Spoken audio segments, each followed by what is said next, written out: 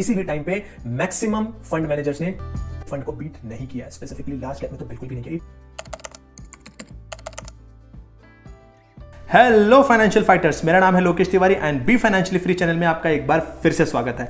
आज हम बात करने वाले हैं एक ऐसे म्यूचुअल फंड के बारे में जिसने लगभग 82% म्यूचुअल फंड्स को बीट किया है and he is still performing better than anyone else. उस म्यूचुअल फंड का नाम जानने से पहले हमें कुछ बेसिक बैकग्राउंड जानना पड़ेगा। आई नो आप उस म्यूचुअल फंड का नाम जानने आए हो, बट अगर ये बैकग्राउंड आपको नहीं पता होगा तो उस म्यूचुअल फंड का नाम बेकार है। एक्चुअली पता है, मैजिक स्टॉक के नाम में नहीं होता, म्यूचुअल फंड के नाम में नहीं होता। मैजिक होता है उस नाम से जुड़ी हुई स्टोरी, उस नाम से जुड़ा हुआ डेटा जो आपके ब्रेन में है। वही टाइटन कई सालों से मार्केट में पड़ा हुआ है, बट लोगों को वो रीजनेबल नहीं लगता। उसी टाइटन से राकेश झुनवाला ने 10,000 करोड़ का पोर्टफोलियो बना दिया है। वही टीसीएस जो 20 साल से उसी मार्केट में पड़ा हुआ है, वही इन्फोसिस, वही एशियन पेंट लगभग 40 साल से 50 सालों से मार्केट में लिस्टेड है, पड़ा हुआ है, बट लोग उसको इग्नोर करते हैं and then they go for hidden gems, और उनको कभी वो हिडन जेम्स मिलता नहीं है। क्यों? क्योंकि उनको उसकी स्टोरी नहीं पता है। मैं चाहता हूं इस वीडियो को आप चाहिए तो 1.5x की स्पीड पे देखो, बट इस वीडियो को पूरा देखो एंड लास्ट में definitely I promise I am going to share the name जो कि 82% म्यूचुअल फंड को कंटिन्यूअसली बीट कर रहा है लगातार लंबे समय से। ठीक है, आगे बढ़ने से पहले मैं पहले आपको एक म्यूचुअल फंड का इतिहास बताना चाहता हूं कि म्यूचुअल फंड लगभग 1924 में शुरू हुआ था, 1924 के करीब, और ये कॉन्सेप्ट काफी अच्छा चलने लगा क्योंकि उस वक्त डेटा इतना इजीली अवेलेबल नहीं था यार। आप कंपनी के बारे में रिसर्च करना, पहले बात तो डेटा नहीं, उसके बाद उस डेटा को एनालाइज कैसे करना, स्लाइस कैसे करना, डाइस कैसे करना, चेक कैसे करना, वो कुछ पता ही नहीं था। इतना कंप्यूटर, इतना इंटरनेट नहीं था, इतना लोग बताने वाले नहीं थे, तो मुश्किल होता था लोगों के लिए। तो लोगों को ये चीज़ सही लगी कि यार ठीक है, कोई एक फंड मैनेजर होगा जो एक्टिवली खुद की रिसर्च करेगा और सही सही कंपनियों में पैसा लगाएगा। और ये चीज़ बहुत बूम हुई, बहुत आगे बढ़ने लगी, लोग इसमें काफ़ी हैविली इन्वेस्ट करने लगे और लोगों को बेनिफिट भी मिला। फिर 1968 आया। 1968 में एक प्रोफेसर थे जेनसन, उन्होंने सोचा कि यार ये म्यूचुअल फंड जो परफॉर्म कर रहे हैं और हमारा ये बिलीफ है कि अगर कोई बंदा वहाँ बैठ के एक्टिवली डिसीजन ले रहा है तो वो डिसीजन ऑलवेज बेहतर ही ले रहा होगा। इस चीज़ को जरा चेक करें ये कितना सही होता है। तो उन्होंने सारे म्यूचुअल फंड निकाले और उनका रिटर्न रेट देखा कि यार इन म्यूचुअल फंड्स का रिटर्न रेट क्या है। सिंपल, पिछले 5 साल का, पिछले 10 साल का क्या रिटर्न रेट है, जरा एक बार देखे तो। और किसके अगेंस्ट? कि जो हमारा नॉर्मल मार्केट का मूवमेंट है, जैसे हमारा निफ्टी है, निफ्टी खुद कितना तेज मूव कर रहा है, ठीक है, उसके अगेंस्ट इन म्यूचुअल फंड का क्या रिटर्न रेट है। जब उन्होंने डेटा देखा, ही वाज शॉक्ड कि more than 65% of mutual fund उस नंबर को, जो हमारा इंडेक्स है, उसको ही बीट नहीं कर पा रहे थे। This is a truth. उनको हैरानी हुई कि यार ऐसा कैसे हो रहा है, लोग एक्टिवली बैठ के रिसर्च कर रहे हैं, पता कर रहे हैं, सब कुछ कर रहे हैं, बट फिर भी इंडेक्स को बीट नहीं कर पा रहे हैं। इंडेक्स में तो कोई स्टडी भी नहीं कर रहा है, इंडेक्स तो अपना नॉर्मल मूव होता है, अप पे अप, डाउन पे डाउन, सिंपल है, वो आगे बढ़ता हुआ चल रहा है, सिंपल। कोई वहां पे एक्टिवली स्टडी भी नहीं कर रहा है, फिर भी 65% म्यूचुअल फंड उसको बीट नहीं कर पा रहे थे एंड दिस वॉज शॉकिंग। तो उन्होंने वर्ल्ड को ये चीज प्रेजेंट की कि यार देखो, लॉन्ग रन में ना इंडेक्स को बीट करना थोड़ा मुश्किल है, बट लोग इस बात को मानने को रेडी नहीं थे। लोगों को लग रहा था ऐसा कैसे हो सकता है यार, मैं खुद, आप भी नहीं मानोगे अगर मैं आपको बोलूं कि हमारा निफ्टी ज्यादा फास्ट मूव करता है as compare to any other fund, तो आपको भी नहीं लगेगा, मुझे भी नहीं लगेगा। पहले क्या होता था, लोगों के पास डेटा नहीं था, लोगों को पता नहीं था, तो वो फंड मैनेजर का सहारा लेते थे कि यार भाई आप डेटा निकालो, कंपनी से बात करो, कैसे एनालिसिस करना है, सब कुछ करो। बट आज डेटा तो 1 क्लिक पे अवेलेबल है, आप गूगल पे टाइप करो, आपके सामने डेटा है। तो वो जो एज इंफॉर्मेशन का जो दौर था वो तो चला गया, लेकिन फंड मैनेजर अभी भी वैसा ही बिहेव कर रहे हैं। लेकिन वो डेटा तो सबके लिए अवेलेबल है, सब लोग उसी डेटा पे डिसीजन ले रहे हैं, तो कौन बेहतर परफॉर्म करेगा? एग्जैक्टली उसी तरीके से जब फंड का साइज बढ़ने लगता है, जब सबके पास सेम इंफॉर्मेशन अवेलेबल हो, तो वो एज धीरे धीरे खत्म हो जाता है। जो हम बार बार ट्रांजैक्शन करते हैं, बाय करना, सेल करना, और उसके ऊपर फंड मैनेजर जो इतना हैवी चार्ज लेते हैं फंड को मैनेज करने का, वो खुद भी इतना प्रॉफिट कंज्यूम कर लेते हैं। जो मेहनत करके वो एक्स्ट्रा प्रॉफिट जनरेट भी कर पाते होंगे ना, वो उनके चार्ज में ही चला जाता है। वो नेट कभी बहुत ज्यादा एक्स्ट्रा प्रॉफिट जनरेट कर नहीं पाते। सो अगर हम देखें पिछले कुछ सालों का रिटर्न तो हमें क्लियरली मालूम पड़ जाएगा कि कौन किसको आउट परफॉर्म कर रहा है। सो एक बार कंपेयर करके भी देख लेते हैं। सो अगर आप देखोगे यहाँ पे ये स्पीवा की रिपोर्ट है विच stands for S&P index versus active fund, और ये रिपोर्ट जो है वो मिड ईयर 2021 की। अगर आप बोलते हो कि अगर लोकेश आप 1968 की स्टोरी सुना रहे हो, अभी का मुझे बताओ कि अभी के हिसाब से क्या है, तो वो भी मैं आपको यहाँ पे शेयर कर रहा हूँ। सो आप देख सकते हो कि जो लार्ज कैप का कंपैरिजन हम कर रहे हैं वो S&P BSE 100 से कर रहे हैं, ठीक है। सो अगर आपको ये नहीं पता कि S&P BSE 100 क्या है, कैटेगरी क्या होते हैं, बेंचमार्क इंडेक्स क्या होते हैं, तो यहाँ पे आपको लिंक मिल जाएगा वीडियो के शुरू में और डिस्क्रिप्शन में भी, वो भी आप डिटेल में देख सकते हो। It will help you for sure. So हम देख रहे हैं कि S&P BSE 100 ने लास्ट एक साल में 86% म्यूचुअल फंड को आउट परफॉर्म किया हुआ है। मतलब 86% म्यूचुअल फंड से बेहतर इंडेक्स फंड ने ही किया हुआ है। और ये सिर्फ एक साल की बात नहीं है, लास्ट 3 साल का डेटा देखोगे तो भी 86% म्यूचुअल फंड्स को इसने आउट परफॉर्म किया हुआ है।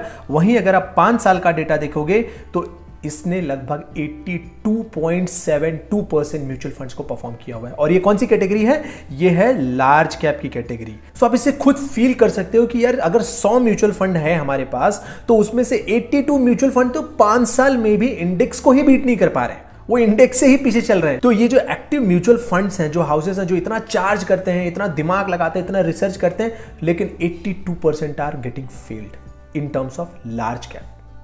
अब यही चीज स्मॉल कैप में भी एक बार देख लेते हैं कि स्मॉल कैप में क्या नंबर है।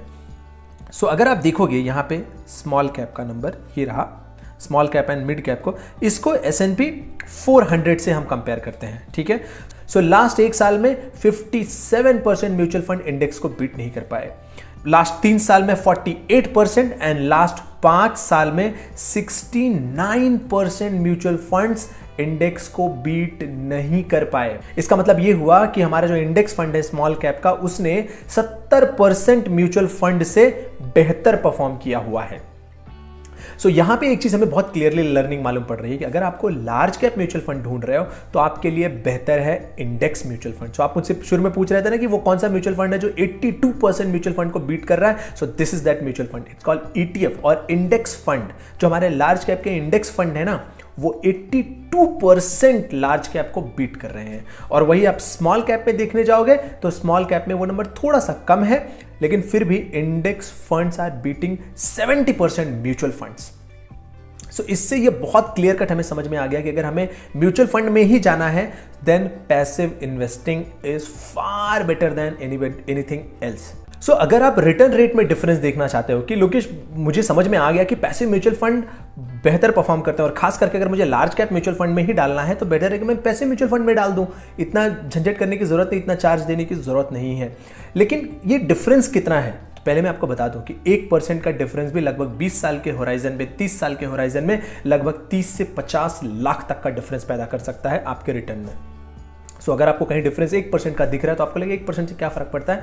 मैं फिर से रिपीट कर रहा हूं कि 1% का रिटर्न अगर आप 5,000 रुपए की SIP अगले 25 साल के लिए कर रहे हैं और 15% का रिटर्न है, उसमें 1% का डिफरेंस आ गया तो लगभग 20 से 25 लाख तक का डिफरेंस आ जाएगा आपके फाइनल अमाउंट में। सो अगर आपको जो मैं डेटा दिखाने वाला उसमें 1% का डिफरेंस दिखे तो सिर्फ उससे ये मत सोचना 1% से क्या होता है। We are not going linear, it's a compounding over the time. 1% करके वो लाखों का 10-20 लाख तक का डिफरेंस बन सकता है। सो यहां पे एक बार देख लेते हैं कि जो S&P हमारा जो 100 है वो क्या रिटर्न दे रहा है और लार्ज कैप क्या रिटर्न दे रहा है। तो सबसे पहले आप देखोगे लास्ट एक साल में S&P 100 ने लगभग 56% का रिटर्न दिया हुआ है और लार्ज कैप म्यूचुअल फंड ने 50%, जो कि कम है। फिर उसके बाद 3 साल के होराइजन में देखते हैं, लगभग इसने 14.85% का रिटर्न दिया हुआ है, जबकि लार्ज कैप म्यूचुअल फंड्स ने लगभग 13% का रिटर्न दिया हुआ है।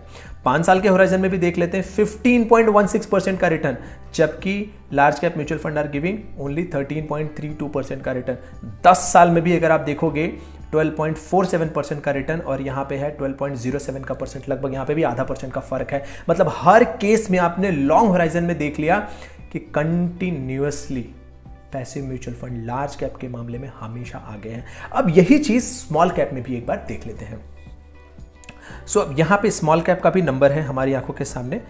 सो जो S&P है वो लगभग एक साल में 90% का रिटर्न दिया हुआ है, जबकि म्यूचुअल फंड जो दे रहे हैं वो 88% का। तो यहां पे S&P ने बेहतर बाजी मार ली है।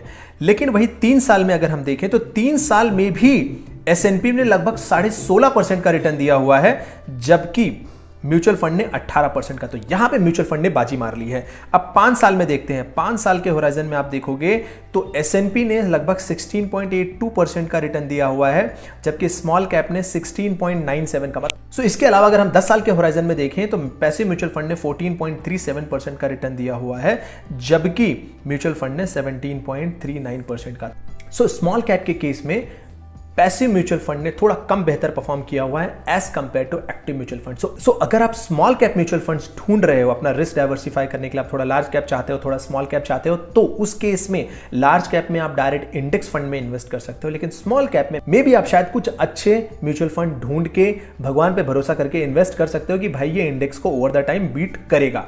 एल्स व्हाट आई वुड से कि अगर आपको ज्यादा कुछ टेंशन नहीं लेना है तो आप डायरेक्ट इंडेक्स फंड में भी इन्वेस्ट कर सकते हो, जो कि आपको आप देख रहे हो यहाँ पे लगभग 15% का रिटर्न आपको वैसे ही मिल जाएगा, which is very very good. I hope ये आपको पूरा समझ में आ गया होगा कि क्यों मैं ऐसा कह रहा हूं, डेटा क्या कह रहा है और इसके पीछे का साइकोलॉजी क्या है, क्यों ऐसा हो रहा है। अब कुछ नाम भी देख लेते हैं जो आपके काम आ सकता है। सो आप यहां पे देख सकते हो कि एक्सिस निफ्टी ETF, इसका जो एक्सपेंस रेशियो बहुत ही कम है, 0.07%। ठीक है, सो ये जो है ना एग्जैक्टली निफ्टी 50 को ही रिप्लिकेट करता है। तो आप देख सकते हो इसका रिटर्न भी जो है एकदम निफ्टी 50 जैसा ही है। इसके अलावा आप देख सकते हो एग्जैक्टली इसने निफ्टी 50 को ही रिप्लिकेट किया हुआ है। Reliance, HDFC, Infosys, ICICI, TCS उसी रेशियो में जिस रेशियो में हमारा निफ्टी 50 का होल्डिंग है, और इसका रिटर्न फार बेटर है as compare to any other mutual funds. अगर आप चाहते हो तो आप और भी निफ्टी 50 के इंडेक्स फंड देख सकते हो, ETF फंड देख सकते हो, और आप उनमें इन्वेस्ट कर सकते हो।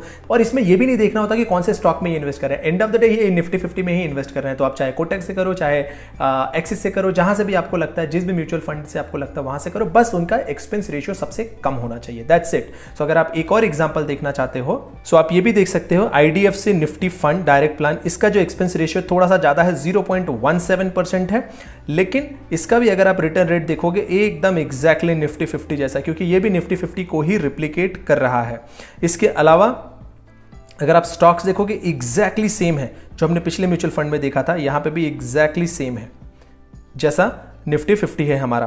तो इस तरीके से इन्होंने ये म्यूचुअल फंड, जो ETFs हैं, जो इंडेक्स फंड है, कोई फंड मैनेजर मैनेज नहीं कर रहा है, तो आपके एक्स्ट्रा चार्जेस नहीं जा रहे हैं, जिसकी वजह से आप जो है बेहतर रिटर्न जनरेट कर पा रहे हो as compare to 82% mutual funds.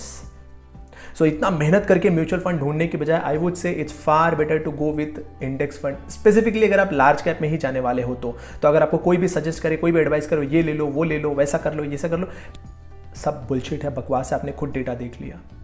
सो अब आपका एक क्वेश्चन होगा कि लोकेश, लेकिन जो अच्छा परफॉर्म कर रहे हैं वो तो लगातार अच्छा परफॉर्म कर रहे होंगे। तो आंसर है नहीं। अगर आप उनका भी हिस्ट्री देखोगे, उन फंड मैनेजर्स का जो कि अपने फंड को सबसे बेहतर दिखाने का प्रयास कर रहे हैं, उनकी भी रैंकिंग कंटिन्यूअसली गिरती है। और इसके लिए कहीं और जाने की जरूरत नहीं है, एक बार डेटा ही देख लेते हैं। सो यहाँ पे हम देख लेते हैं एक्सिस ब्लू चिप फंड। ये एक अच्छा फंड है जो कि अच्छा परफॉर्म करता है, आप देख रहे हो निफ्टी के ऑलमोस्ट बराबर जाता है, ठीक है। लेकिन इसकी रैंकिंग देखते हैं। अगर आप इसकी 10 साल की रैंकिंग देखोगे, सबसे पहले 23rd थी, फिर 3rd हो गई कुछ टाइम में, 5 साल में फर्स्ट चल रहा है, 3 ईयर्स में सेकंड चल रहा है, सेकंड ईयर में 2 साल में 14वें रैंक पे, एंड देन 3 मंथ में 17वें पे, फिर 19 पे। तो रैंकिंग आप देख रहे हो कैसे बदल रही है। सो अगर एक कोई हमारा बिलीफ है कि ये फंड मैनेजर बहुत अच्छा कर रहा है, तो उसकी भी रैंकिंग कंटिन्यूअसली ऊपर नीचे हो रही है। सो मेरा कहने का मतलब ये है कि एक्टिव फंड जो है वो पैसिव फंड को बीट करना बहुत मुश्किल है, बहुत मुश्किल काम है। It's very tough. सुनने में आसान लगता है कि ठीक है ना, निफ्टी 50 में जितने भी स्टॉक हैं उसमें से कुछ खराब वाले निकाल दो, कुछ अच्छे वाले डाल दो, हो गया। नहीं, ऐसे नहीं काम करता ये।